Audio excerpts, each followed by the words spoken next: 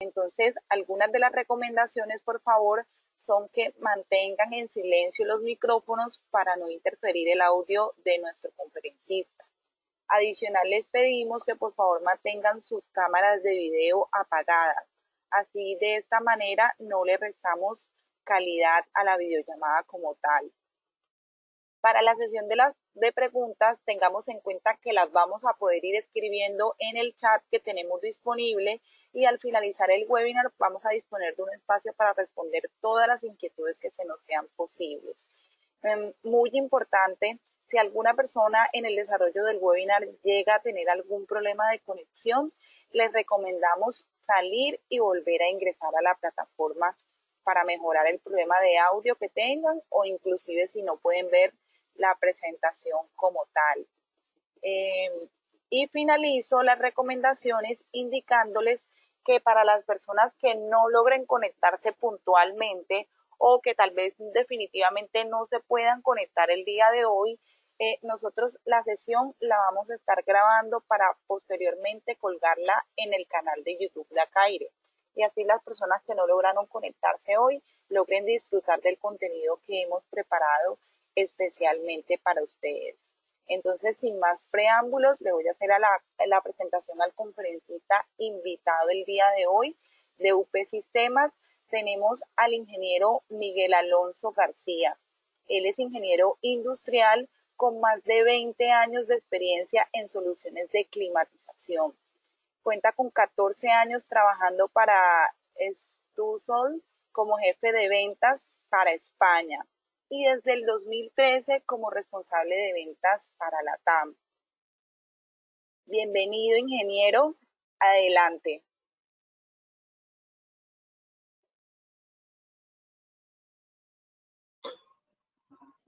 Hola, muchas gracias, Elisa. ¿Qué tal? Buenos días, buenas tardes a todos. Y nada, para mí es un gusto estar dándoles esta presentación, agradecer tanto a Expo Acaire como a OP Sistemas la invitación y bueno, lo primero de todo es que espero que todos ustedes desearles que estén bien, que estén seguros y tanto ustedes como sus familiares. Y nada, esperemos que esta terrible pandemia que tenemos ahora pues acabe pronto, lo más pronto posible. En cuanto a la presentación, voy a apagar aquí la cámara. En cuanto a la presentación, bueno, pues como les han comentado y como ven aquí en el título, la idea es darles una presentación un poco desarrollada sobre la refrigeración eficiente en los centros de datos. No sé si conocen algo sobre Stulz, pero bueno, nosotros, Stulz es un fabricante de equipos de precisión, de climatización de equipos de precisión, digamos, fabricante alemán que tiene más de 70 años de experiencia en soluciones de climatización para aplicaciones de emisión crítica. Y en lo que es la presentación esta que vamos a dar en el día de hoy,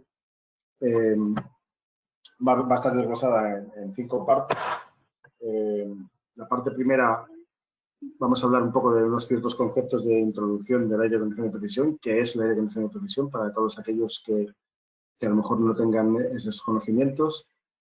Segundo punto, vamos a hablar de la gestión del caudal del aire, que es, digamos, para nosotros es uno de los puntos más críticos que hay para lo que es el correcto funcionamiento de los sistemas de climatización para este tipo de soluciones. Luego entraremos a hablar de las soluciones que hay actualmente con free cooling, con enfriamiento gratuito, que bueno, cada vez está teniendo más entrada en todo este tipo de soluciones y con toda la problemática que tenemos ahora y con todas las eficiencias energéticas que hay que empezar, hay que ir desarrollando cada vez más, pues son soluciones que se amoldan muy bien, ¿no?, para las nuevas recomendaciones. El siguiente punto es hablaremos un poquito sobre los gases refrigerantes, sobre la actualidad sobre los gases refrigerantes, que hay, el futuro se prevé, bueno, intenso y movido por los cambios que va a haber en la normativa y en sistemas de gases refrigerantes. Y por último, les daremos un poco una presentación de nuestros productos que tenemos a nivel de soluciones de elevada eficiencia, una presentación muy básica, ¿no?, y muy cortita para que conozcan un poco lo que son las diferentes soluciones que hay que tiene Stulz para ese tipo de aplicaciones. Bueno, como les comentaba al principio, es una pequeña introducción de quién es Stulz. Stulz es una multinacional familiar alemana que a su vez está dividida en dos empresas, en Stulz y Montaplast. Stulz, como ven aquí, pues se dedica a la producción, distribución, instalación, servicio y mantenimiento de aires de precisión, chillers, todo lo que tenga que ver con sistemas de climatización y de gestión del aire, humidificación del aire, digamos, de precisión, ¿no? De control crítico de temperatura y de humedad. Y Montaplast pues, se dedica a otro rubro distinto, y se dedica a la parte de fabricación, desarrollo y producción de componentes plásticos, sobre todo para la automoción. Nosotros, en lo que es la parte de climatización, Stulz es el líder mundial. Nuestra gran ventaja es que nosotros nos dedicamos en exclusiva a esto, a lo que es la parte de climatización. No hacemos ningún tipo de desarrollo adicional asociado a los centros de cómputo o similar. Y, como pueden ver, tenemos 11 centros de producción en todo el mundo, 21 filiales y más de 130 partners. O sea, prácticamente tenemos presencia en todo el mundo y tenemos diferentes centros de producción, como pueden ver aquí, para poder distribuir y dar servicio a todo el mundo. Nuestra central está en Hamburgo, como les decía, al ser empresa alemana, pues seguimos manteniendo nuestros headquarters, y allá tenemos también nuestra planta de producción principal, sobre todo para el tema de suministros a la región del LATAM. Pero bueno, también tenemos, como pueden ver, plantas de fabricación en Estados Unidos, tenemos en España, tenemos en Brasil, en Italia, en Alemania, en China, en India. O sea, digamos que hay plantas distribuidas por el mundo, pero lo que nosotros vendemos e instalamos, la gran mayoría de equipamiento que está instalado en Latinoamérica vienen bien de Alemania, bien de Italia, bien de Europa. Hay cosas que vienen de Estados Unidos, también hay algo que viene de España, pero básicamente son de Alemania y de Italia. Un pequeño resumen: aquí hay ciertos hitos, ¿no?, en lo que es de Stulz desde la fundación, como ven, en 1947. Pero bueno, destacar dos o tres que son, como pueden ver acá, en el 71, en 1971, nosotros nos especializamos en aire de precisión para data center. O sea, somos los primeros, los pioneros en la parte de desarrollo de climatización de precisión para data center. Tenemos ya, vamos a hacer el año que viene, 50 años de experiencia y de especialización en este tipo de soluciones. Otro hito importante es que a partir de 1980 desarrollamos nuestro primer sistema con free cooling indirecto perimetral. Estos sistemas a día de hoy todavía se siguen instalando, la solución de free cooling indirecto perimetral. En Colombia además tenemos bastantes instalados, porque además es un país al que las soluciones de free cooling pues le vienen muy bien por las condiciones climáticas que tienen en el país. Y en el 2004, digamos, destacar también que nosotros fuimos el pionero y el primero que sacamos las soluciones de climatización de precisión con sistemas de ventiladores EC como estándar. Creo que más adelante hablaremos un poquito más en detalle sobre el sistema de ventiladores EC, pero hoy en día, para que se hagan una idea, casi todos los sistemas que se instalan llevan incorporada esta tecnología. Pero nosotros fuimos, junto con el fabricante de los ventiladores EC alemán, el fabricante de EBM, fuimos el que desarrollamos estas soluciones para lo que es las aplicaciones de misión crítica. Al final, el ventilador, para que se hagan una idea, es el componente más crítico, porque es el componente que siempre está funcionando en una manejadora de precisión. El ventilador nunca para. Entonces, ahí es donde más podemos digamos, conseguir los ahorros de energía, y donde más nos podemos focalizar en el ahorro de energía. Somos conocidos mundialmente por ser líderes en calidad. Mantenemos nuestra producción en Alemania, o sea, no nos hemos trasladado a otros países para lo que es la fabricación, para poder abaratar la mano de obra. Nos hemos mantenido en Alemania porque nuestro foco fundamentalmente es mantener la calidad de la producción. Y bueno, entrando un poco más en detalle sobre el primer punto que hablábamos, que era la explicación de las definiciones de los conceptos de aire, que es un aire acondicionado de precisión. Pues como pueden ver aquí, el aire acondicionado de precisión, al final, digamos que nos dedicamos a lo que es la climatización, tanto el enfriamiento como el recalentamiento, como la humidificación, como la deshumidificación de los centros de cómputo, al final lo que buscamos es mantener unas condiciones de temperatura constantes, ¿no? Nuestros equipos son fundamentalmente para aplicaciones de emisión crítica. Tenemos la deshumidificación, la podemos controlar, o sea, tanto el control de humedad como recalen, como deshumidificar, como humedad se puede controlar. Fundamental este punto, digamos que podemos trabajar con, o nuestra máquina de precisión cuanto mejor es cuanto más cercano a uno es este factor, el factor de calor sensible, el SHR, que también explicaremos un poquito más adelante. Y luego, ¿por qué es el tema de los equipos de precisión? Pues porque nuestras tolerancias definidas son muy estrictas, muy bajas.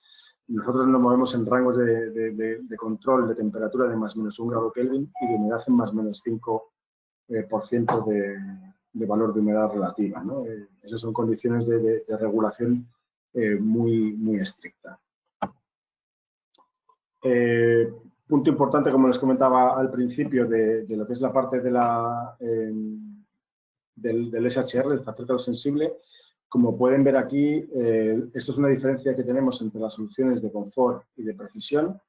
Y como pueden ver aquí, en la parte, lo que es la parte que está en un color morado, eso es la capacidad, la potencia frigorífica sensible.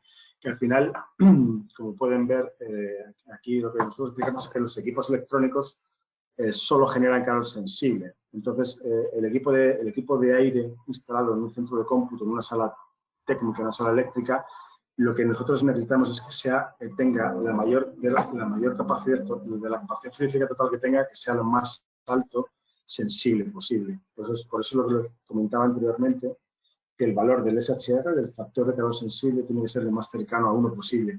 ¿Qué ocurre en las aplicaciones de confort y precisión? Pues en precisión, como les decía, el SHR más o menos estamos hablando de que son valores, tienen que ser valores de más del 90%, con lo cual solamente deberíamos tener como entre el 0 o el 10% de potencia latente, mientras que las unidades de confort estamos hablando de que aproximadamente entre el 40 y el 50% es capacidad latente. ¿Por qué? Pues porque al final las soluciones de confort lo que necesitan al final es climatizar personas. Las personas necesitamos también estar, digamos, acondicionadas tanto con calor sensible como con calor latente. Generamos calor latente y calor sensible, mientras que los equipos electrónicos solo generan calor sensible. Por eso, digamos que no es necesario esta capacidad latente tan grande que tienen los sistemas de confort. Por eso es una de las grandes diferencias.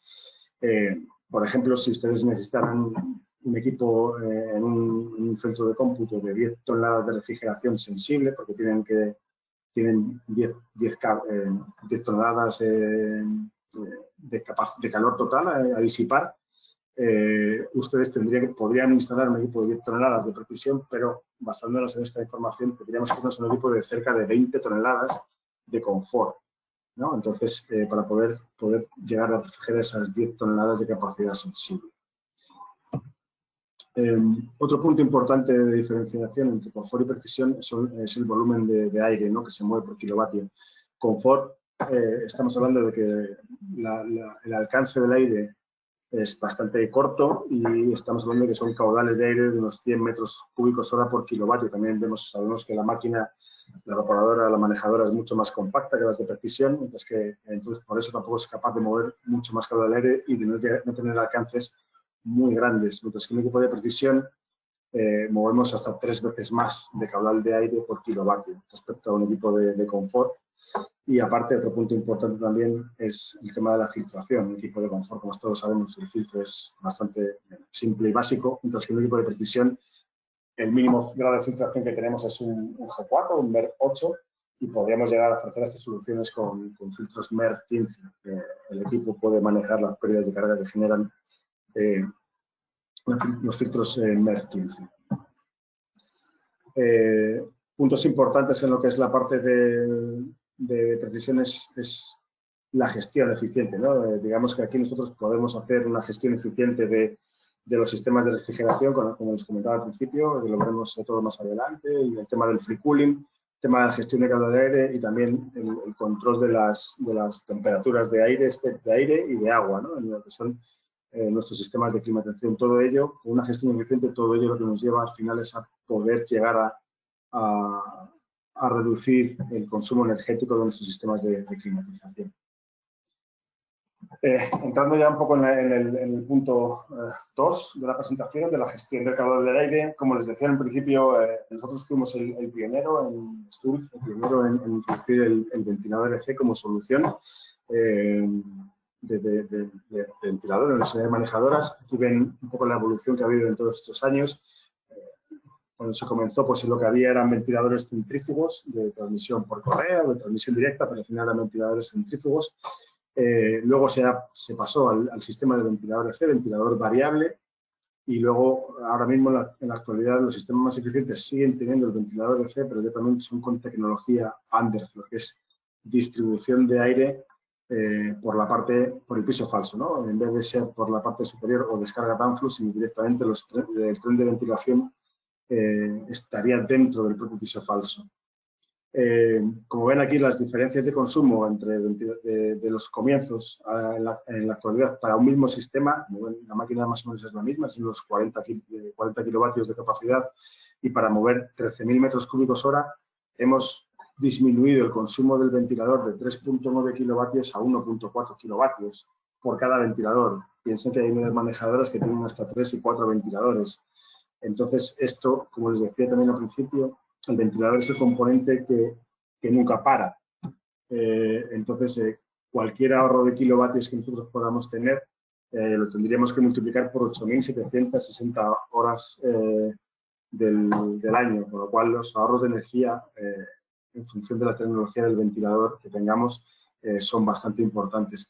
El tema de ventiladores AC, para todos aquellos que no lo conozcan, el ventilador AC es un ventilador, como ven aquí, es un rotor síncrono, sin escobillas.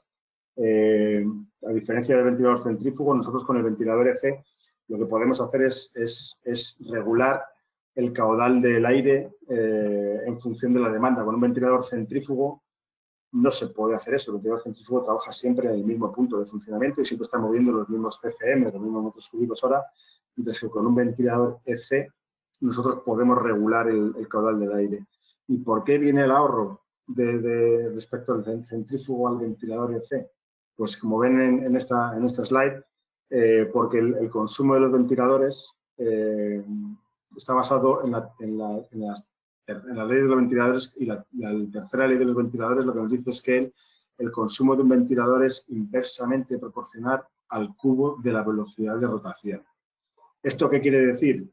Pues que si yo tengo un ventilador, digamos, funcionando al 100% de caudal de aire, dando el máximo caudal de aire, evidentemente ese ventilador está al máximo consumo de funcionamiento. Mientras que si el ventilador yo lo tengo trabajando al 50% de caudal del aire, por ejemplo, porque la necesidad, porque la demanda en ese momento puntual no nos pide el 100% de caudal, sino que con el 50% nos sirve, el consumo no se reduce al 50%, sino que se reduce inversamente proporcional al cubo. Entonces, estaríamos hablando que se reduciría hasta el 16% del consumo de energía. Entonces, de aquí es de donde viene la importancia del sistema de ventiladores variables, de velocidad variable, ventiladores con motores EC, porque podemos ir regulando la velocidad, adaptándola a la demanda en cada momento puntual. Entonces, esto es lo que nos produce los grandes ahorros de energía respecto a los ventiladores tradicionales, centrífugos, que veíamos, hemos visto pues, hasta hace bien poco en muchos de los centros. Otro punto importante de lo que es la gestión del método del aire es el tema de las nuevas recomendaciones, o no nuevas, sino las recomendaciones ASRE de la TC99 del 2011, donde nos recomiendan que podemos trabajar con temperaturas de impulsión de entrada a los servidores, a los gabinetes, a los racks, de entre 18 hasta 27 grados centígrados. Esto, como si todos aquellos de ustedes que estén involucrados en sistemas de precisión de data center o similar, sabrán que la gran mayoría de centros de datos ahora mismo están trabajando con temperaturas de impulsión de entrada en los servidores del orden de 10 a 12 grados centígrados. Esto lo que está indicando es que estamos sobreenfriando las salas y estamos trabajando con temperaturas que no son recomendadas, o sea, no son necesarias. según las recomendaciones de SASRAE, porque estas recomendaciones de SASRAE están hechas en colaboración con los fabricantes de los propios servidores, y los fabricantes de los propios servidores nos dicen que la temperatura adecuada para lo que es la vida útil de los servidores está en estos rangos de temperatura de impulsión de entre 18 a 27 grados centígrados. Entonces, este también es un punto importante a la hora de lo que es gestionar ese caudal de aire, gestionar la eficiencia de los sistemas. Para el caudal de aire tenemos que tener en cuenta esta fórmula de lo que es el cálculo del volumen del aire, de donde salen estos 300 metros cúbicos por kilovatio. Bueno, aquí que es digamos el caudal aproximadamente que tiene que pasar por cada kilovatio de disipación por un rack, ¿no? Por un gabinete. Al final este valor va a depender del delta T que queramos entre impulsión, entre entrada, perdón, del aire frío y salida del aire caliente una vez disipado, ¿no? Pasado por todo el servidor. Pero si estamos trabajando con delta T de unos 10 grados Kelvin, de 10 grados centígrados, sí que vemos que el caudal, según la fórmula que hemos visto antes, el caudal al final es el volumen del aire, el volumen por el delta T. Estamos viendo que el caudal que nosotros necesitamos para el delta T de 10 Kelvin, de 10 grados centígrados, son como 300 metros cúbicos hora por cada kilovatio. Mientras que si queremos tener un delta T mayor entre entrada y salida, como 15 grados, pues el caudal de aire que tendría que salir por estas baldosas, que tendría que pasar por estos gabinetes, sería de unos 200 metros cúbicos hora. Cuanto más alto sea este diferencial, digamos que el sistema de refrigeración mejor se va a comportar. No es fácil conseguirlo porque esto al final va a depender de que estén bien separados y bien aislados la zona fría de la zona caliente, el pasillo frío y el pasillo caliente, pero es importante el conocerlo a la hora del diseño y a la hora de seleccionar los propios racks que vamos a tener, el saber con qué delta T más o menos queremos trabajar o nos vamos a mover. Porque con ello, al final, vamos a tener que dimensionar tanto lo que son las aperturas, las baldosas y los sistemas de climatización, todo. Vamos a tener que dimensionar con este delta T.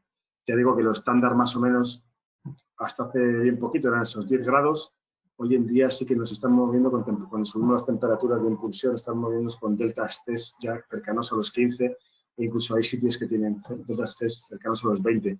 Pero, como les digo, esto también tiene que ir asociado a una buena separación, ¿no? De pasillo frío y pasillo caliente. Bueno, aquí ven un poco más en detalle lo que son si trabajamos con deltas de 10 o deltas de 15 grados, pues como ven aquí, para refrigerar 50 kilovatios, yo necesitaría, si tengo un delta de 10, como 15.000 metros cúbicos hora, mientras que si tengo un delta de 15, solamente me harían falta 10.000 metros cúbicos hora, aquí, con lo cual estoy bajando lo que es la parte de volumen de aire necesario y bajando lo que es la parte de sistemas de climatización necesarios. Puntos importantes también en lo que es la gestión del caudal del aire. Pues, bueno, como vemos aquí nosotros, nuestra experiencia lo que nos dice es que la gran mayoría de los sistemas son de piso falso y es el sistema, digamos, con el que mejor se puede distribuir el aire, ¿no? Distribuir el aire frío por la parte inferior y que el aire caliente vaya por la parte superior. Al final es el modo habitual de transmisión y es el mejor plenum posible para poder distribuir este aire. También tenemos que trabajar en algunas prácticas, como les decía antes, de las baldosas, ¿no? De poner el falso suelo. Tenemos que tener un falso suelo suficientemente presurizado, no sobrepresurizado, pero con una presión estática suficiente y lo más homogénea posible. También tenemos que tener en cuenta como les decía, las baldosas en función del flujo de aire necesario. Y la recomendación que nosotros hacemos siempre es trabajar con baldosas perforadas regulables, porque, como todos ustedes sabrán, si han trabajado en los centros de datos al final son entes que son vivos, ¿no? Van cambiándose las capacidades de los propios racks y no siempre vamos a necesitar el mismo caudal de aire en cada punto, ¿no? Entonces, como ven aquí, bueno, aquí es una tabla de lo que es el cálculo de los CFMs en función de la presión que tenemos disponible y bueno, es un fabricante de baldosas, pero aquí pueden ver lo que son los kilovatios que podemos llegar a entregar en soluciones de piso falso por cada una de las rejillas. Como ven, incluso se puede llegar a entregar soluciones sin contenimiento hasta unos 25 kilovatios, puede llegar a salir por una única rejilla del sistema. Como les decía, las baldosas perforadas las tenemos que dimensionar e instalar para la carga actual y no tenemos que dimensionarlas. Esto es lo que se refiere, que yo también, son cosas que hemos visto en bastantes centros de datos, que se ven muchas baldosas perforadas en sitios donde no hay ningún rack. Entonces, eso al final es una pérdida de aire y es un ahorro, un gasto de energía adicional en el que nos va a provocar que el sistema funcione mal, porque al final, si tenemos muchas aperturas, lo que hacemos es trabajar con una presión estática desequilibrada, y entonces la distribución del aire por el piso falso, pues la correcta distribución del aire por el piso falso no está garantizada. Tenemos que solamente tener baldosas allá donde sea necesario, ¿no? Donde haya un rack a climatizar. Y como les decía, lo que es el piso falso, pues tenerlo siempre con, digamos, con la presión, la suficiente presión estática, pero nunca demasiada, ¿no? Siempre tiene que ser una presión estática. Pues nosotros el estándar en piso falso suele ser alrededor de 20 pascales, puede haber 10, 15, 20, 25 pascales, en lo que es dentro de un piso falso, y lo que hay que buscar es mantenerla, digamos, constante, ¿no? Esa es la idea de tener un buen sistema de pisos falsos con una presión constante en todo el piso falso para que nos podamos tener una correcta distribución de aire. Otra parte de buenas prácticas es el tema, como siempre, como les decía, de evitar fugas. Al final, todo esto que ven aquí de huecos que no tienen ningún sentido dentro de las propias baldosas, de que se han hecho los huecos para canaletas para el cableado, pero luego no se han cerrado, no se han hecho estancas. Tenemos aperturas en los gabinetes, no se colocan blacking panels en los gabinetes. Pues todo esto lo que nos hace al final es reducir lo que es la eficiencia del sistema, ¿no? de la gestión del aire, y lo que nos provoca es que el sistema no funcione bien, que no tengamos esos delta T's que nosotros requerimos en diseño, con lo cual al final el sistema de climatización está gastando más energía de lo necesario. Porque, como ven aquí, digamos que bajo nuestros estándares, la máxima pérdida de caudal del aire permitida en un sistema de climatización debería ser de un 5%, pero no sé si lo veremos, sí, en esta slide, como pueden ver aquí, la realidad es que más del 60% de las instalaciones verificadas a nivel mundial usan más del doble del volumen del aire necesario para el equipamiento IT. ¿Esto por qué es? Pues porque al final muchos de los sistemas o la mayoría están sobredimensionados. ¿Pero por qué están sobredimensionados? Pues porque no tenemos una buena gestión del aire y tenemos puntos calientes, a lo mejor en algunos sitios de nuestro centro de datos, donde lo que buscamos como solución es poner otra máquina adicional de aire, con lo cual estamos metiendo más caudal del aire, pero no estamos solucionando la distribución de ese aire. O sea, por meter más caudal de aire no significa que el sistema vaya a funcionar mejor. Simplemente estamos sobredimensionando, le estamos gastando más energía, pero si tenemos un problema en la distribución del aire, lo vamos a seguir teniendo en la gran mayoría de los casos. Tenemos que focalizarnos en buscar buenas soluciones para conseguir una buena distribución del aire.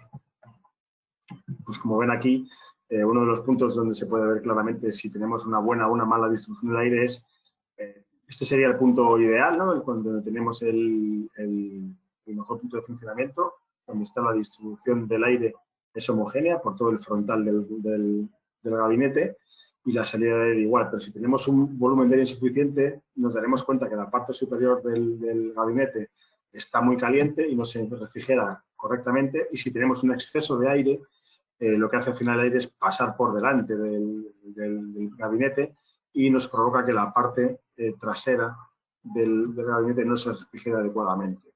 Entonces, para nosotros es uno de los puntos críticos en lo que es la parte de gestión de los sistemas de climatización en los centros de cómputo.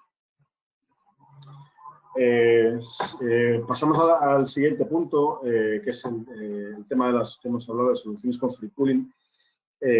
Basándonos primero en que hemos hecho nuestro trabajo adecuadamente con la parte de lo que es la gestión del aire, ¿no? Del caudal del aire, que es el punto primero que tenemos que hacer. Segundo punto, ¿dónde podemos ahorrar energía? Pues buscar o ver la posibilidad de si podemos incluir nosotros en nuestro sistema soluciones con free cooling.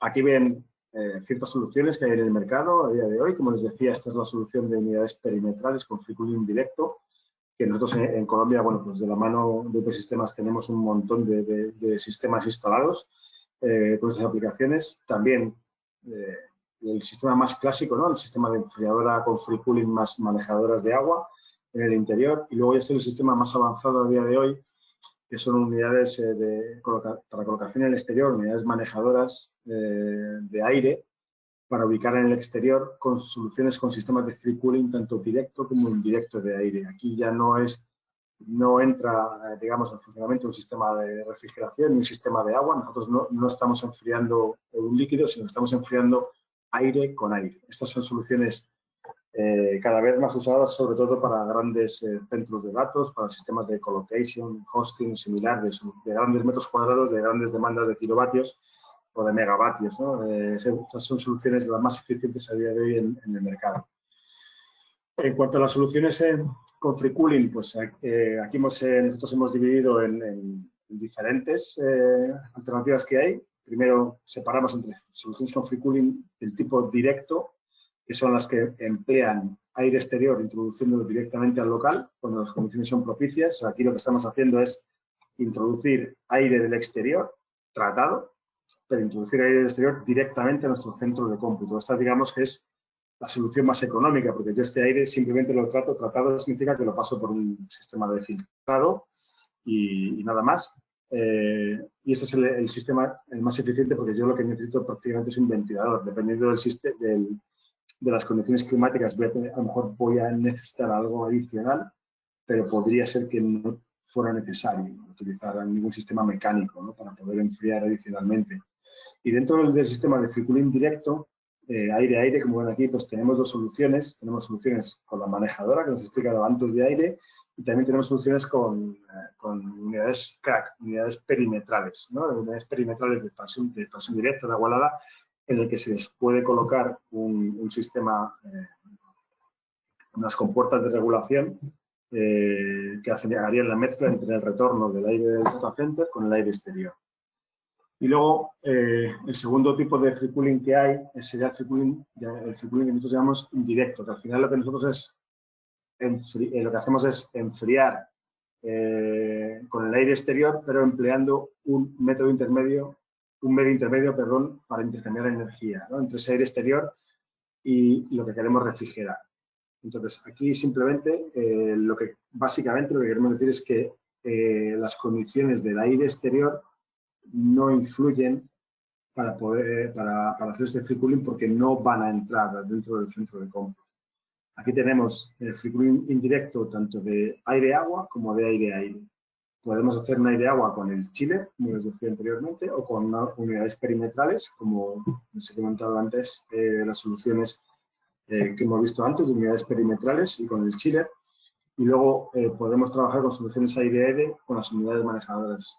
Aquí, como ven, por ejemplo, este sistema ven que es un free cooling indirecto, porque tenemos un medio, que es este intercambiador aire-aire que hay acá, que lo que hace es que las condiciones del aire exterior no entran dentro del propio data center, con lo cual si el aire exterior es malo, me refiero a que tiene polución o está contaminado, similar, no me va a entrar a mi centro de cómputo, con lo cual no lo voy a tener en cuenta y voy a poder buscar soluciones de este tipo para poder hacer free cooling. Entrando un poquito más en detalle, las soluciones de free cooling directo con unidades perimetrales, con unidades CRAC o CRA, como ven aquí, son unidades perimetrales normales, que incluso ustedes pueden tener a día de hoy, y lo que se le hace es colocarle un sistema de compuertas encima de la unidad. Lo único que necesitamos es que las unidades sean de impulsión de aire inferior a piso falso, porque la compuerta se tiene que colocar en la parte superior. Y aquí, como ven, lo que se hace prácticamente es mezcla del aire de retorno con el aire exterior, y luego si fuera necesario volver o sea, no fuera posible alcanzar la temperatura adecuada de impulsión, entraría lo que es la parte mecánica de lo que es la manejadora. Entonces, digamos que aquí la parte importante es que yo puedo hacer free cooling. Si yo tengo un set point aquí dentro, yo voy a tener una temperatura dentro de mi centro de cómputo de 22 grados centígrados. Si yo fuera tengo 22 grados centígrados, ya introduciendo ese aire dentro de 22 grados centígrados, estoy a la temperatura a la que yo quiero trabajar, con lo cual no estoy utilizando ningún tipo de enfriamiento mecánico. Simplemente el ventilador que tiene cada una de las manejadoras es el que me está introduciendo este aire dentro, con lo cual eso es un enfriamiento. No es totalmente gratuito porque tengo el consumo del ventilador, pero prácticamente estamos hablando de consumos de energía del 10%, del 5% respecto a lo que es a una unidad de expansión directa normal. ¿Cuál es la problemática de ese tipo de soluciones? Como les comentaba anteriormente, que fundamentalmente es la ubicación del centro de cómputo, porque es importantísima la calidad del aire. Si la calidad del aire es mala, si la calidad es un aire que está descontaminado o está en ambientes salinos, corrosivo o tiene mucha polución, pues todo lo que nosotros nos vamos a ahorrar en energía por no utilizar la mecánica, nos lo vamos a gastar en la parte de filtración, vamos a reducir la vida útil probablemente de los servidores, con lo cual el punto crítico y el punto importante es conocer la calidad de ese aire que hay en el exterior que vamos a introducir a nuestro centro de datos. Otras soluciones con free cooling directo, como ven, la diferencia que hay entre esta solución, que son unidades interiores perimetrales, y esta, es que esta solución es free cooling con manejadora de aire, pero es manejadora para colocar en el exterior. Esta es igual, introducimos el aire exterior directamente, pasamos por la compuerta, que hay un aire de retorno, hay una mezcla, una cámara de mezcla, y el aire exterior está entrando directamente al centro de cómputo. Volvemos a tener las mismas precauciones, tenemos que tener en cuenta algunas precauciones en lo que es la parte de calidad del aire, pero aquí la ventaja adicional que tenemos es que nosotros no estamos ocupando ningún espacio dentro del cuarto, ¿no? Entonces estamos liberando espacio en las salas blancas, con lo cual le ganamos metros cuadrados a los cuartos técnicos, ¿no? Estas son soluciones bueno, bastante habituales, como ven aquí, en este tipo de contenedores de soluciones modulares o de grandes data centers, ¿no? Como os decía anteriormente.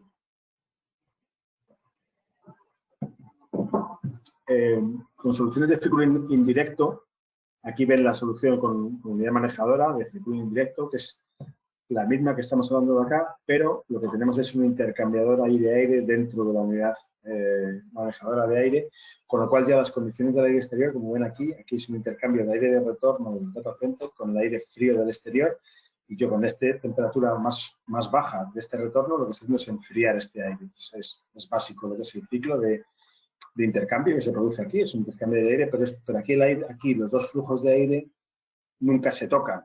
Entonces, digamos que las condiciones de este aire en el exterior ya no me influyen. O sea, son importantes porque al final, como ven aquí, va a pasar por un filtro también este aire exterior, y a lo mejor tengo que estar cambiando, si son muy malas, cambiar estos filtros más a menudo, pero ya no me está entrando al data center, con lo cual digamos que es una mejora bastante importante porque yo estoy protegiendo los componentes más costosos, ¿no? Y más importantes en lo que es dentro de ese tipo de soluciones. También tenemos soluciones de free cooling directo, como les decía, con el chiller y con la crack. Esta solución hasta el momento ha sido la solución más clásica, pero también es verdad que es la solución menos eficiente de todas. Sigue siendo muy usada, pero digamos que no es tan eficiente como cualquiera de las otras soluciones que hemos visto, ¿no? Aquí el chiller es el que llevaría el free cooling, con lo cual el intercambio de calor, aire y agua se produce en el chiller, y yo dentro lo que tengo es directamente las manejadoras que se alimentan por este agua fría. ¿Por qué no es o es el menos eficiente? Pues porque nosotros podemos hacer free cooling hasta una temperatura ambiente, hasta una temperatura en el exterior, 2 grados centígrados por debajo de la temperatura de retorno de agua al chiller. Más o menos, para que se haga una idea, temperaturas normales de funcionamiento que hasta ahora hemos visto todos de agua en soluciones con chiller han sido toda la vida 7-12 grados centígrados, los 45-55 Fahrenheit. toda la vida. Ahora se han incrementado, vemos algunas soluciones con 10, 15 grados centígrados de agua, pero si yo, por ejemplo, estoy trabajando con 10, 15 de agua, esto qué es lo que me quiere decir. Yo tengo 15 grados centígrados de agua caliente que me está retornando al chiller, con lo cual yo puedo hacer free cooling solamente hasta 13 grados en el exterior. Por encima, si tengo temperaturas por encima de 13 grados centígrados en el exterior, con esta solución yo no puedo hacer ya free cooling. ¿Cómo puedo mejorar el sistema de free cooling? Pues evidentemente tendría que subir estas temperaturas de agua. Y esos son conceptos y diseños que cada vez estamos viendo que se implantan más, ¿no? Estamos hablando, incluso nosotros tenemos soluciones acá en Europa, en España, en Alemania, con temperaturas de agua de 20, 30. O sea, estamos hablando de que tenemos temperatura de retorno del agua caliente de 30 grados centígrados y temperatura de agua fría 20 grados centígrados. ¿Esto qué significa? Pues que yo puedo hacer free cooling hasta 28 grados de temperatura exterior. Entonces, aquí sí que estamos hablando de eficiencias más interesantes. Lo que ocurre es que, bueno, tenemos que también ver el diseño, ver el concepto, porque al final, si nosotros subimos las temperaturas de agua, el tamaño de las manejadoras va a ser mucho más grande. Entonces, también hay que ver espacios interiores libres. Son más conceptos, pero bueno, es la manera, digamos, donde se puede conseguir un ahorro adicional con sistemas de chiller. Mientras que, como les comentaba anteriormente, este es el sistema que nosotros patentamos por allá por los 80, por el 1980, que es el free cooling indirecto de agua con unidades manejadoras. Aquí ven las unidades manejadoras, son unidades de expansión directa, pero lo que tienen el refrigerante está solamente dentro y lo que tienen como unidad de disipación es un dry cooler, un aerorefrigerador. O sea, lo que circula es agua. Al final es casi como un chiller más manejadora. Lo único es que yo aquí no tengo compresores, sino que yo el free cooling lo hago aquí, pero los compresores siguen estando en la unidad interior.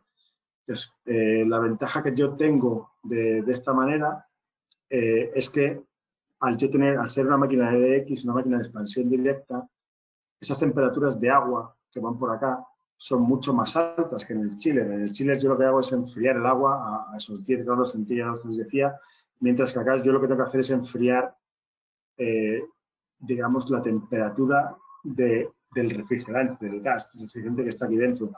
Entonces, las temperaturas de agua que circulan entre la unidad interior y la exterior pueden llegar incluso a valores de 40 grados centígrados. Entonces, digamos que tengo mucho más horas de free cooling para el año, ¿no? Aquí hay una estimación, más o menos, que pueden ver aquí, que con estas soluciones se podría hacer free cooling hasta una temperatura ambiente 3 grados por debajo de la temperatura de retorno del aire. Porque aquí sí que es fundamental esa temperatura de retorno del aire caliente. Entonces, si yo trabajo con temperaturas de retorno de aire caliente, vamos a poner de pasillo caliente, de 30 grados centígrados, lo que me está diciendo es que yo puedo hacer free cooling hasta unos más o menos 27 grados centígrados en el exterior.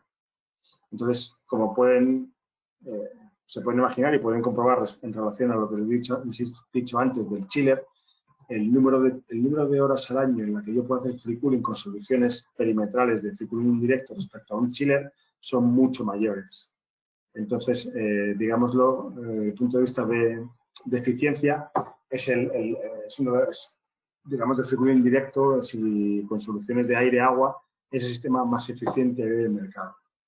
Va a depender de las temperaturas del pasillo caliente que tengamos, pero sí que les puedo garantizar que es bastante más eficiente que las soluciones de chiller con free cooling más manejadoras. Bueno, siguiente punto, el tema de gases refrigerantes.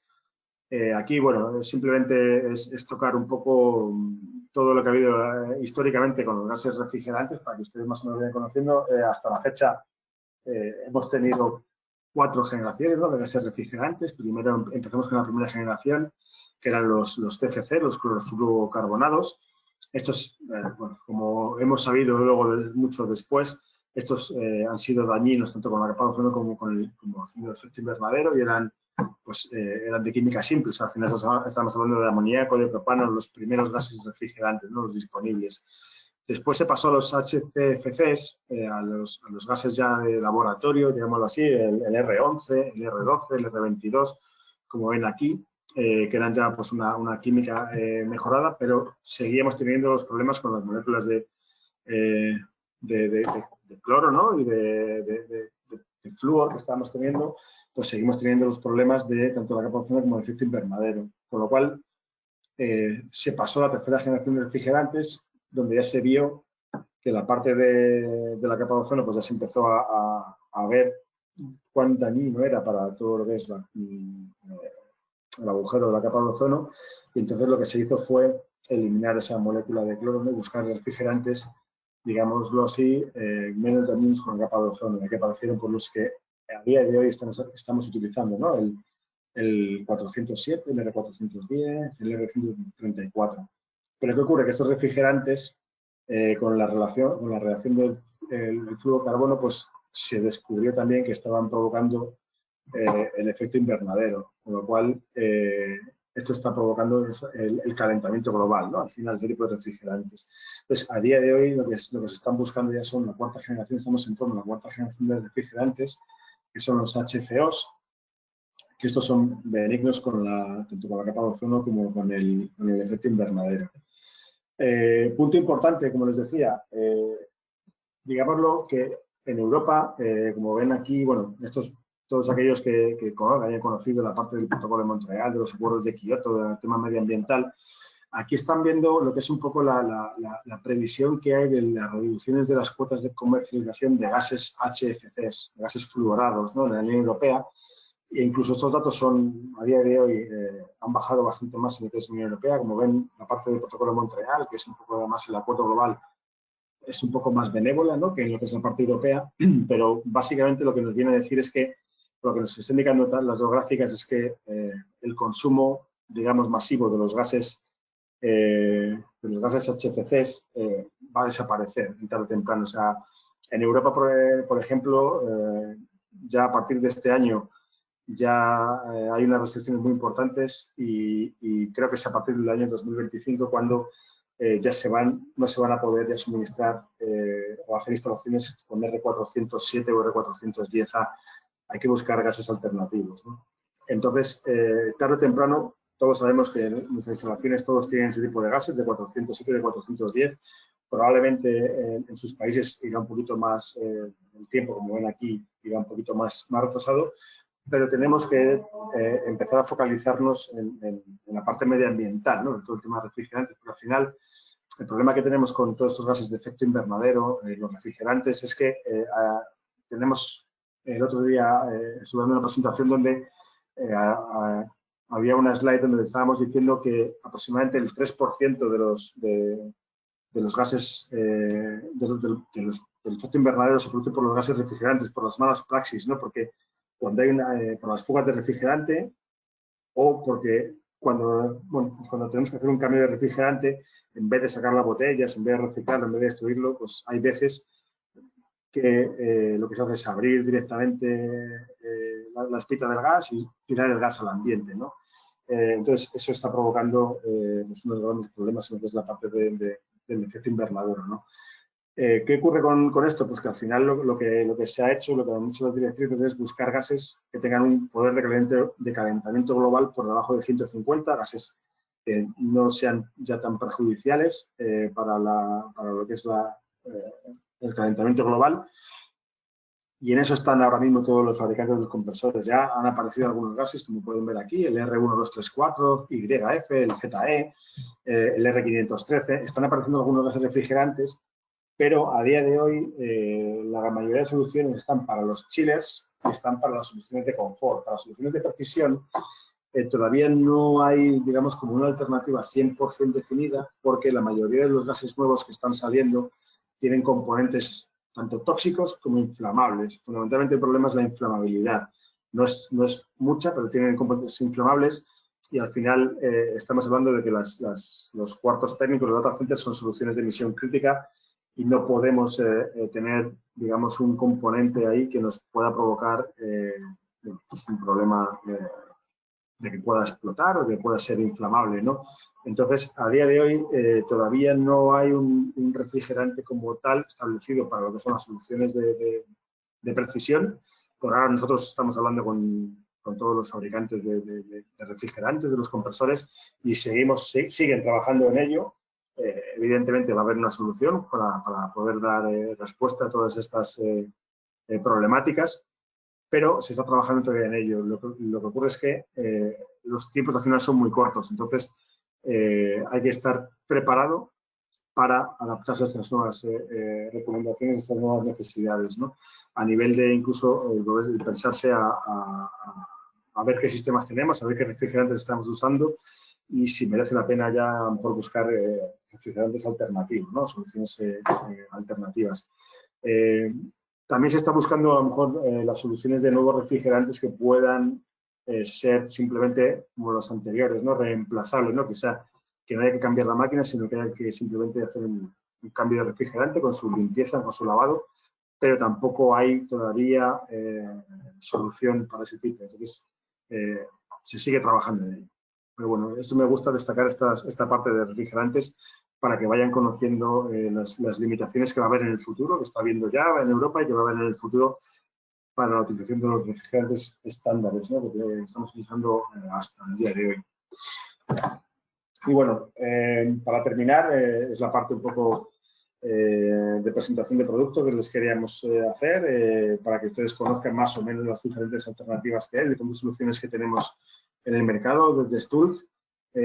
Como pueden ver, nosotros tenemos, como les dije al principio, nosotros somos fabricantes nos dedicamos en exclusiva a la fabricación de precisión, de climatización de precisión, con lo cual nosotros tenemos un rango muy amplio de productos, ¿no? Podemos ofrecer cualquier sistema de climatización para casi cualquier centro de datos, cualquier sala que ustedes tengan. O sea, tenemos, como van a ver más adelante, diferentes alternativas, ¿no? Aquí ven, bueno, pues un poco cómo las hemos dividido. Las hemos dividido en room cooling, que son las unidades que están en el interior de lo que son los cuartos. Las unidades perimetrales, las tradicionales, soluciones de alta densidad, que son las soluciones, digamos, tipo in-row. Tenemos también soluciones chillers, soluciones para shelters, de telecomunicaciones, para shelters fundamentalmente son para BTS, para sistemas de radiobases o similar. Y luego, como les he hablado antes un poquito sobre ellas, las soluciones manejadoras de aire. En cuanto a room cooling, bueno, pues esto digamos como que es nuestro producto estrella, el CyberAir. Ahora ya estamos por la fase del CyberAir 3 Pro. Son unidades perimetrales. Trabajamos con unidades hasta 43 toneladas de refrigeración en expansión directa y 77 toneladas en agua helada en una única manejadora. Tenemos soluciones con compresor on-off o con compresor inverter. Como les decía, la eficiencia es un punto muy importante para Stulz. Trabajamos con ERs mayores a 4.5. Estos son ERs kilovatio-kilovatio, que bueno, equivalen creo que es alrededor como de unos 14, lo que si fuéramos en kilovatio BTU, ¿no? La comparativa, ¿no? Si fuera BTU kilovatio, que es medida americana, ¿no? Medida del sistema americano, ¿no? Aquí ya nosotros trabajamos con ventilador EC de 630 milímetros de diámetro y tenemos configuraciones de aire disponibles tanto de impulsión a piso falso como de impulsión superior, como la que ven acá de impulsión dentro del piso falso, la de impulsión underfloor, que es la más eficiente, como les comenté antes, en el mercado. Punto importante que tenemos es que nosotros tenemos la mayor capacidad frigorífica disponible por metro cuadrado. En una manejadora de 3 metros cuadrados o de 3.5 metros cuadrados podemos llegar a dar estas 43 toneladas de refrigeración. Somos el fabricante que puede dar más kilovatios en menos huella, ¿no? Con menos ocupación de sala blanca. Para soluciones pequeñas, para soluciones, digamos, de sitios de cuartos más pequeños o cuartos eléctricos o ese tipo de UPS, cuartos de UPS similar, tenemos la solución de Mini Space C. Aquí estamos hablando de que estamos hasta 8 toneladas en expansión directa y hasta 13 en agua helada. Trabajamos por el momento soluciones con compresor on-off y punto importante es que nosotros en el tamaño de una baldosa, en 60 por 60, podemos llegar a dar unas 4 toneladas de refrigeración. La gama de alta densidad, nuestra gama CyberRow, como pueden ver aquí, es la que básicamente está diseñada para ubicarse entre los propios gabinetes y, como su nombre bien dice, es alta densidad. Hoy en día se aplica no solamente para alta densidad, pero su origen y su necesidad fundamentalmente está para refrigerar racks de alta densidad. ¿Alta densidad qué es? Pues para nosotros alta densidad son racks pues de más de 10 kVA, de más de 10 kilovatios de calor que generen. Entonces, para nosotros ese es un poco lo que es la aplicación de ese tipo de soluciones. Ya digo que hoy en día vemos muchas soluciones para racks de 2 kVA, de 2 kilovatios, que francamente, a nivel del punto de vista de CAPEX, ¿no? De compra de equipamiento, vamos a gastarnos mucha más plata que si no colocamos unidades perimetrales. Pero bueno, al final va a depender mucho de lo que son los diseños que quiera el cliente similar, pero su origen, como les digo, estaba pensado para lo que son gabinetes de alta densidad. Nosotros tenemos hasta 10 toneladas en expresión directa y hasta 16 toneladas en agua helada y con 3 diferentes anchos, de 30, de 40 y de 60 centímetros. Todos tienen ventilador EC, como les decía, nosotros ya nuestro ventilador EC es estándar para las soluciones y tenemos la opción de impulsión de aire lateral, como ven aquí, o bien de impulsión de aire frontal. Tenemos los dos tipos de soluciones, impulsión de aire con la puerta perforada para frontal o impulsión de aire lateral, como pueden ver aquí. Al final, impulsión de aire lateral o frontal va a depender de si ustedes hacen un contenimiento o no hacen un contenimiento y qué contienen, si el pasillo frío o el pasillo caliente. Eso, en función de ese diseño, pues vamos a tener que buscar una solución de impulsión de aire lateral o una solución de impulsión de aire frontal. No hay más complejidad, ¿no? en ello. También, con esas soluciones somos el único fabricante que tiene solución de free cooling indirecto de agua dentro de estas unidades Saber. También dentro de lo que es alta densidad, nosotros tenemos estas soluciones de Air Booster, que al final, como ven aquí, es en vez de la baldosa perforada normal que tenemos, lo que nosotros tenemos es una solución de una baldosa, no una baldosa, sino un damper regulable con un ventilador EC adicional. Esto lo que hace es para solucionar puntos calientes, ¿no? Al final, básicamente, la aplicación es esa, ¿no? Si yo tengo un rack o varios racks en un cuarto donde no soy capaz de refrigerar adecuadamente, por lo que sea, porque tengo un mazo de cables delante, porque hay un cortocircuito de aire, no sé, por lo que sea, eso es una manera como de poder garantizar que los metros cúbicos de aire necesarios que van dentro de ese rack me los va a traer este equipo, ¿no? El Air Booster. Al final, como ven, es una baldosa de 60 por 60, perdón, es del tamaño de una baldosa, es de 60 por 60, con un ventilador EC incluido. Como caudal nominal estamos hablando que podemos llegar a 2.900 metros cúbicos de caudal nominal, pero podríamos llegar en caudal máximo hasta 4.360 metros cúbicos. Y al ser un ventilador EC, pues el consumo, como ven, es muy pequeño, ¿no? Son solamente 75 vatios de consumo eléctrico en lo que son las condiciones nominales que tendríamos adicionales. El único requerimiento que nosotros tenemos es que la altura del piso falso entre el fin de la baldosa y el suelo debe ser de 40 centímetros, porque necesitamos que el aire entre por la parte inferior, ¿no? Entonces, de ahí es donde necesitamos nosotros esa altura de piso falso. En cuanto a chillers, bueno, pues comentarles que nosotros tenemos chillers tanto fabricados en Alemania como fabricados en Italia. Tenemos soluciones de compresor de scroll o compresor tornillo. También tenemos algunas soluciones ahora en Italia con compresor turbocore. Y trabajamos hasta 160 toneladas en scroll y 400 en tornillo. Las soluciones de ventiladores también, como ven, tenemos solución de ventilador AC, pero normal también es que trabajemos con ventiladores EC, en la parte de ventiladores de condensación.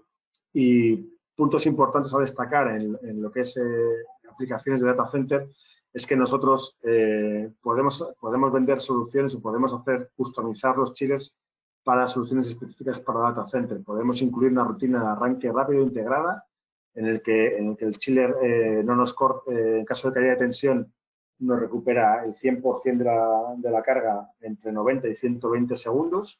Y también podemos incluir lo que son ATS integrados dentro del chiller. Son doble fuente de alimentación eléctrica integrada dentro de los propios chillers, ¿no? Al final, lo que nosotros estamos proponiendo como soluciones customizadas para data center de nuestros chillers es adaptarse a esa misión crítica, ¿no? Adaptarse a la criticidad de los centros y poder dar respuesta ante una caída lo más pronto posible y lo más rápido posible.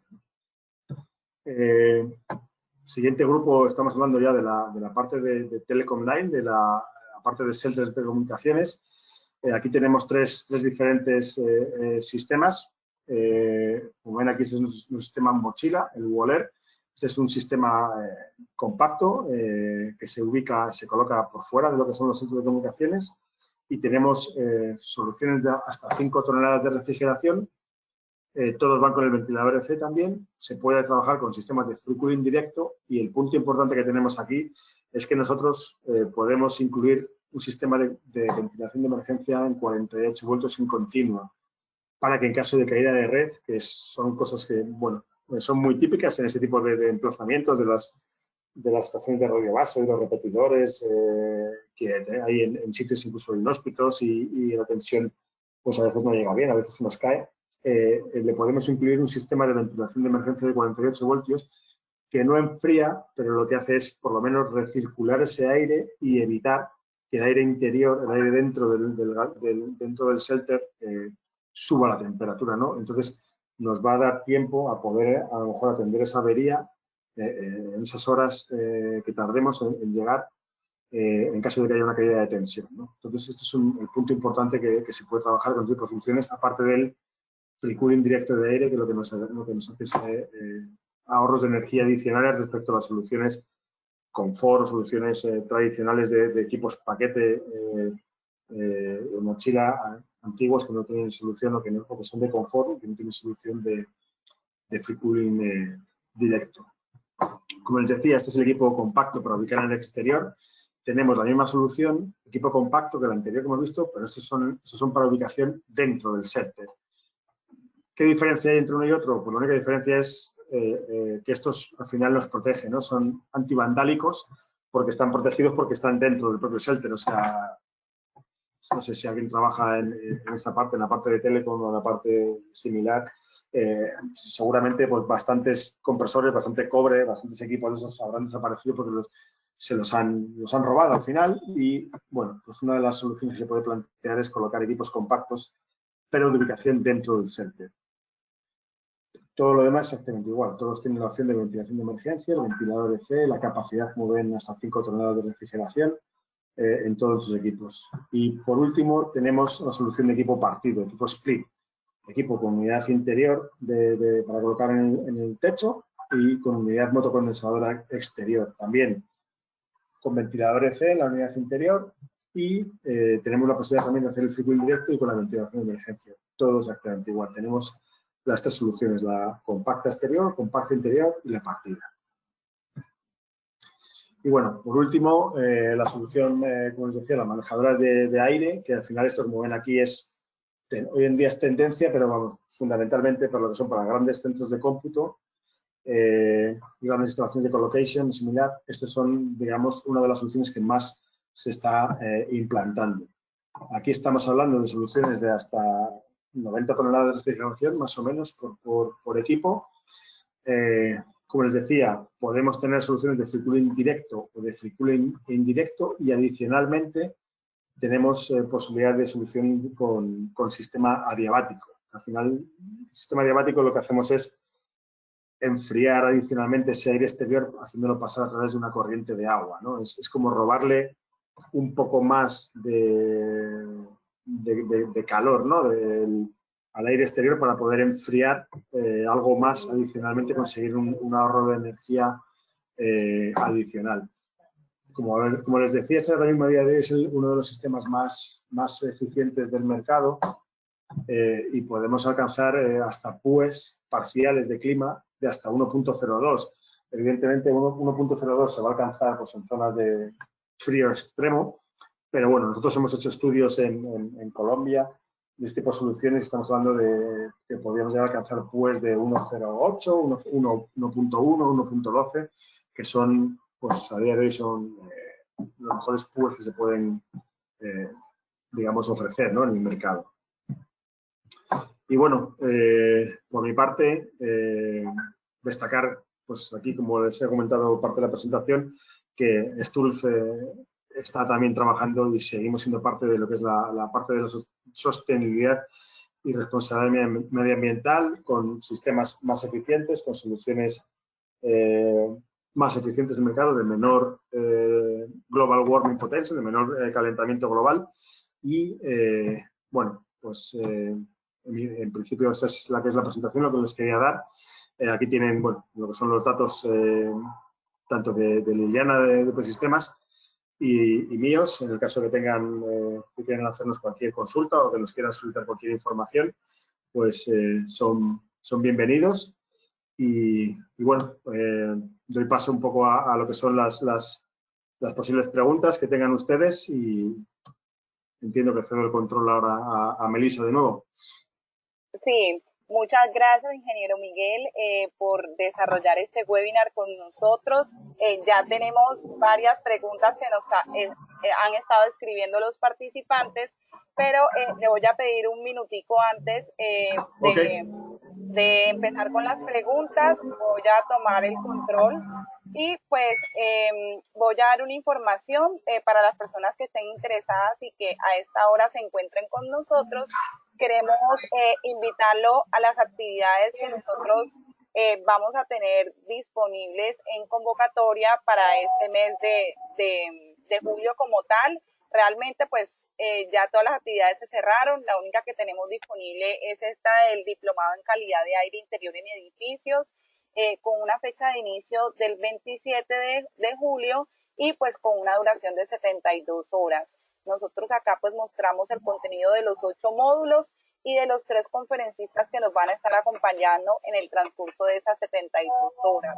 Es muy importante conocer que pues nosotros estamos ofertando una tarifa especial, pues no solamente a nuestros afiliados, estamos ofertando un 40% de la tarifa inicial que pues prácticamente la supera en un doble, y estamos ofreciendo un 40% también para las personas que no son afiliadas y pues también les estamos manteniendo ese descuento del 40%. Para las personas que están más vinculadas al tema de la refrigeración, nosotros estamos ofreciendo las certificaciones de la IAR y la certificación NAFA. La primera certificación es en diseño seguro de sistemas de refrigeración con amoníaco en español, y la segunda es la certificación NAFA, que siempre le hemos venido ofertando dentro del margen de Expacaire como tal. Y pues finalmente la invitación más importante que les traemos es que se vinculen a participar en el Expacaire virtual, que va a ser desarrollado desde el 11 al 15 de agosto. Realmente pues esta es una de las vitrinas comerciales más grandes que tiene el sector y es una oportunidad que tenemos ahora mismo para seguir en el tema de formación como asistentes. Yo quería compartirles esta información. Los componentes de la Expo, realmente pues vamos a tener aproximadamente 64 expositores y pues vamos a estar brindando un contenido académico como tal para las personas que quieran inscribirse. Esa inscripción para los asistentes no tiene ningún costo como tal. Voy a hablarles un poco del programa académico que es el que tenemos y el que vamos a ofertar. Vamos a ofertar 30 conferencias técnico-comerciales y vamos a desarrollar para las personas que están vinculadas a la temática de calidad de aire interior, vamos a realizar el tercer foro iberoamericano. Para las personas que están relacionadas con cadena de frío, se va a hacer la tercera jornada técnica. Y pues para los técnicos de nuestro sector vamos a realizar el primer encuentro nacional. Es la primera vez que lo vamos a realizar y el tema pues de este congreso va a ser el de distritos térmicos como tal. Para las personas que se quieran vincular como expositores, realmente ya tenemos casi que todos los stands copados. Aquí pues vamos a tener 4 módulos como tal. El primero y el segundo módulo pues ya se comercializaron como tal, y el tercero y el cuarto módulo pues realmente los que nos quedan son 5 stands juniors. Entonces si hubiese alguna empresa que está interesada en participar en esta modalidad, pues puede contactarnos. Aquí están los datos de la persona responsable o me pueden contactar directamente a mí. Entonces, pues sin más preámbulos, vamos a abrir la sesión de preguntas. voy a devolverle nuevamente el rol de presentador al ingeniero y voy a empezar a filtrar las que ya tenemos que nos han ido escribiendo. Ingeniero, acá le devuelvo el rol para que vuelva a proyectar su última diapositiva y le voy a ir leyendo las preguntas que ya nos han ido escribiendo. Nos pregunta Hugo Andino, ¿qué altura es recomendable para colocar el piso falso o piso técnico? A ver, ¿qué altura es recomendable para colocar el piso falso o piso técnico? ¿Va a depender de la cantidad de volumen de aire que se necesita? Sí, hola, ¿qué tal, Hugo? Vamos a ver, lo que es la altura del piso falso, aquí no la tengo en la presentación, pero bueno, hay alguna slide donde nosotros hablamos. Sí que va a depender del volumen, pero del volumen de aire, evidentemente, de los kilovatios de instalación. Pero la altura mínima, más o menos, que nosotros recomendamos, siempre estamos hablando del orden de unos 50 centímetros. Entonces, no sé si... Déjeme un segundo, que voy a ver si puedo encontrar. Bueno, si no, le puedo responder más tarde en particular. Pero la altura mínima recomendable sí que alrededor estamos hablando de unos 50 centímetros, 40 si, digamos, si el piso falso está libre de cableado. Al final va a depender mucho de cómo lo tengan, ¿no? De limpio ese piso falso. Si lo tienen lleno de cables o es complicado, pues tendría que ser mucho más elevado. Pero, evidentemente, cuanto más alto sea, va a ser mejor. Al final piense que ese piso falso es un plenum, ¿no? Entonces, evidentemente, tenemos que sacar un volumen de aire por ese plenum, por ese piso falso, a través de esas baldosas.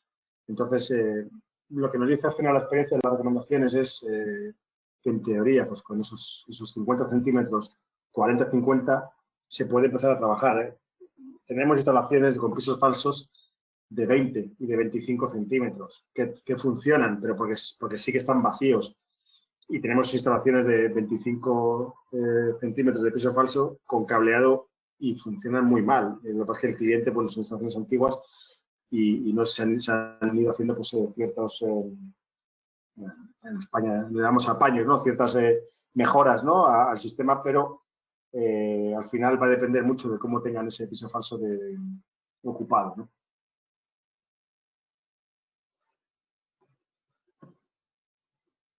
Muchas gracias, ingeniero. Seguimos con una pregunta que nos hace Ricardo. ¿Cuál es el reemplazo directo del R22, tanto para refrigeración industrial como para refrigeración comercial, para altas, medias, para temperaturas altas, medias y bajas? Del R22, el reemplazo más directo a día de hoy y todavía existente es el R407C. Prácticamente es como si dijéramos, un reemplazo directo, o sea, que hay que sacar el gas, lavar bien la instalación frigorífica y cargar de 407 los compresores. En principio, la parte mecánica habría que hacer a lo mejor algún cambio en la válvula de expansión, pero ese es a día de hoy digamos, pues se fue el reemplazo más directo del R22 y del R407C.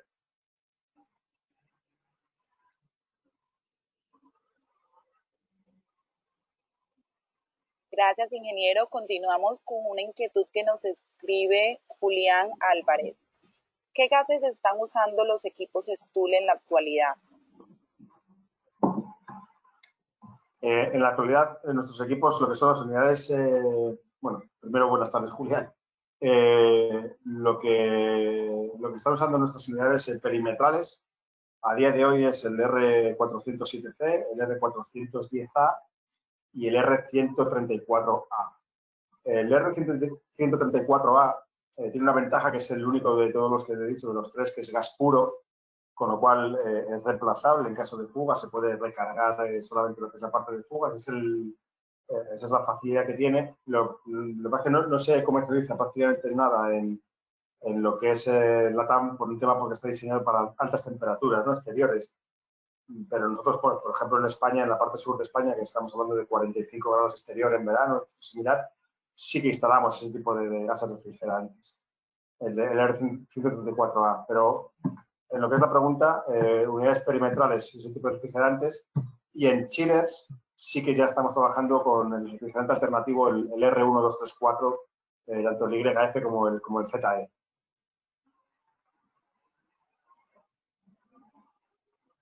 Muchas gracias, ingeniero. Bueno, Julián mismo también nos pregunta, los compresores inverter en el Cyber Air, ¿con qué voltajes los están fabricando ahora? Nosotros el compresor inverter lo tenemos en voltajes de 60 Hz en 380 y en 460. Y también tenemos solución en 208, 230 con compresor digital. Esas son las alternativas que nosotros tenemos con compresores. O sea, el digital no es un inverter, pero bueno, con compresores variables. Tenemos para todos los voltajes de Latinoamérica tenemos ya solución con compresor variable. Para 2.8, 2.30 es digital y para 3.80, 4.60, 60 Hz sería el EC inverter.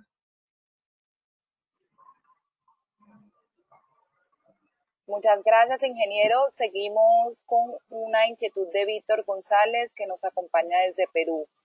Acá nos solicitan proyectos en 380 voltios. ¿Cuál es el tiempo de respuesta para estos equipos con este voltaje?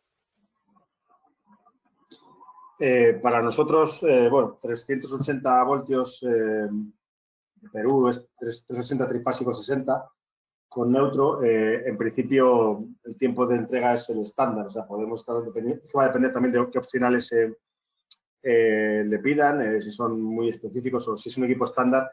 Al final los tiempos de entrega pueden estar rondando las 6 semanas, 5 semanas, 7 semanas, va a depender de los opcionales que incluyan, pero para nosotros ese voltaje es un voltaje, bueno, en general, todos los voltajes ya a día de hoy son estándares. Hay alguna vez que nos puede complicar, pero ya es, digo, que es por si tienen alguna opción más especial. Pero en principio el 380 es un voltaje estándar para nosotros en el plazo de entregas. No hay mayor problema. Gracias, ingeniero. Tenemos otra inquietud de Giovanni Alberto Garzón. ¿De qué depende la clasificación MERV dentro de un cuarto de datos? Ya que comentó que puede ser desde MERV 8 hasta MERV 15.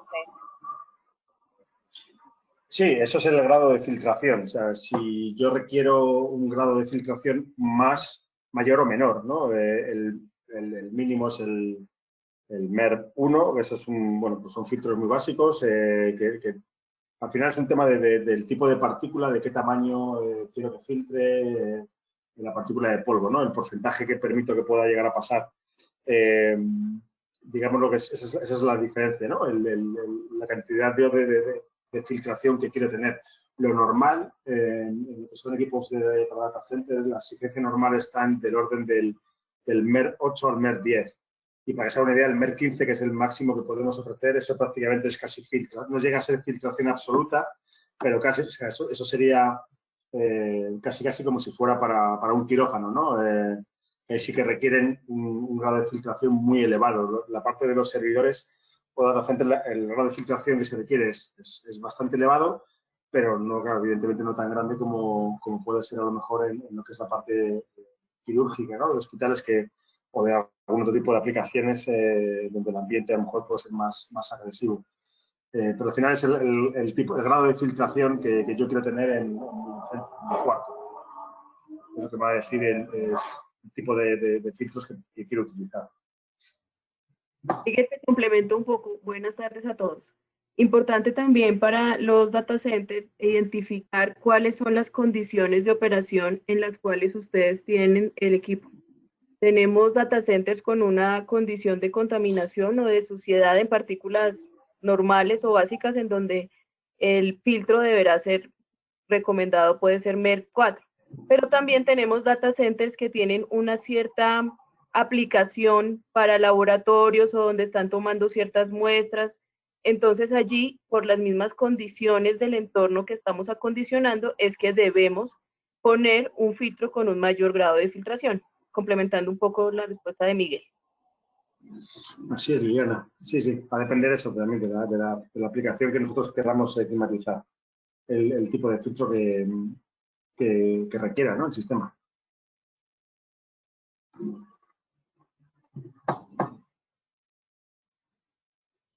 Muchas gracias, ingeniero. Tenemos una última pregunta de Hugo Giovanni Andino.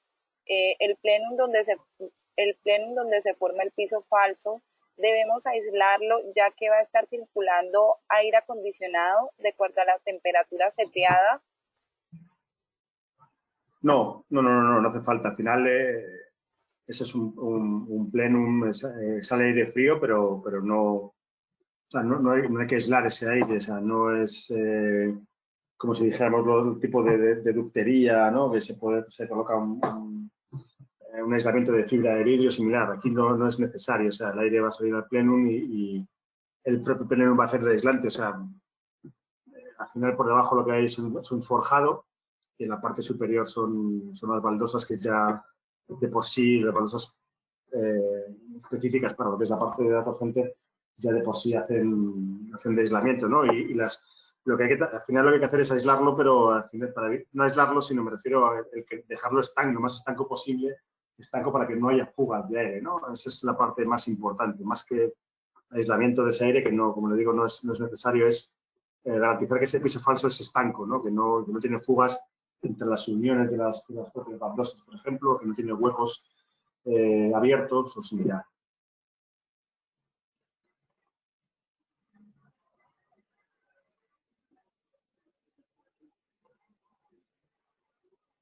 Muchas gracias, ingeniero. Pues en el momento no tengo otra pregunta de los participantes. Si hay alguna pregunta más, nos las pueden escribir o pueden abrir el micrófono, pues de lo contrario ya realizaríamos el cierre del webinar. Mientras tanto, yo voy a proceder con los agradecimientos a Liliana, al ingeniero Miguel y a todo el equipo de UP Sistemas que nos trajo esta temática a debatir el día de hoy y pues esperamos contar con ustedes en futuras actividades. Muchas gracias, ingeniero. Muchísimas gracias, Liliana. Muchas gracias Muchas a ustedes gracias por toda a su ustedes. exposición. Listo. A los participantes les recordamos que esta sesión fue grabada y que la vamos a estar colocando en la tarde de hoy, a más tardar el día de mañana en la mañana, para que puedan revivirla y puedan compartir el contenido con una persona que ustedes sepan que les puede ser de interés. Les deseo un muy feliz día a todos.